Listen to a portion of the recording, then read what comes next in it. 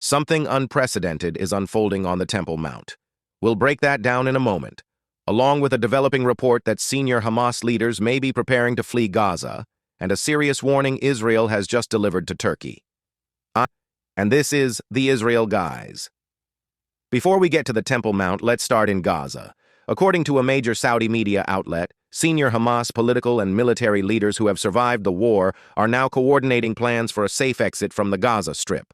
The report says these efforts involve Hamas leadership abroad and may even include indirect coordination with international actors. The goal appears simple: get out while they still can. If true, this directly contradicts statements Hamas made just weeks ago when its leadership insisted it would not disarm, relinquish control of Gaza, or allow any international force to assume security oversight. That makes it difficult to know which claims reflect reality. Still, if Hamas leadership were to disappear quietly into exile, it would be a net gain for civilians on every side. Meanwhile, Israel's relationship with Turkey continues to deteriorate.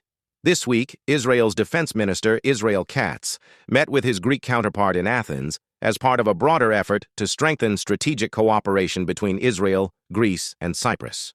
During the visit, Katz issued a pointed warning. He said that Israel and Greece are determined not to allow any actor to undermine regional stability through terror, aggression, or proxy forces. He added that those who dream of rebuilding empires at the expense of sovereign nations will face a firm alliance capable of defending itself. That statement was widely understood as a message to Turkey.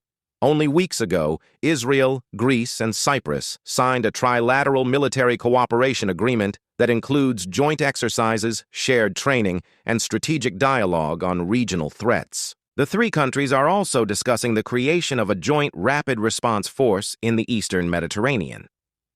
Greece and Cyprus have already committed billions of dollars to Israeli missile defense systems, reflecting growing concern over Turkey's expanding military posture. Now, to the Temple Mount. Few places on earth carry more spiritual and political weight than the Temple Mount. Since Israel regained control of the site in 1967, administration was handed to the Jordanian Waqf under the understanding that freedom of worship would be preserved. That promise did not last. For decades, Jews and Christians were barred from meaningful prayer on the Mount. Religious texts were prohibited. Singing, bowing, closing one's eyes, or even moving one's lips in prayer could result in arrest, often at the request of the Waqf. Muslim worship, by contrast, faced no such limits. After October 7th, something began to change. At first, non-Muslims were permitted to pray silently, then quietly aloud.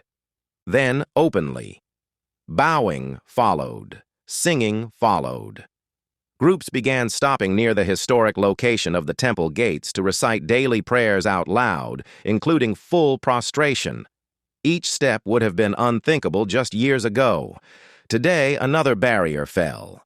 Israeli police announced that non-Muslim visitors will now be permitted to carry printed prayer sheets onto the Temple Mount. These sheets must be produced by the Temple Mount Yeshiva and will be distributed by Israeli police during ascent. To outsiders, this may sound minor. It is not. Until recently, non-Muslims were allowed onto the Mount only during narrow time windows that were frequently canceled without explanation. Visitors were searched, warned, and closely monitored. Any sign of prayer could lead to detention.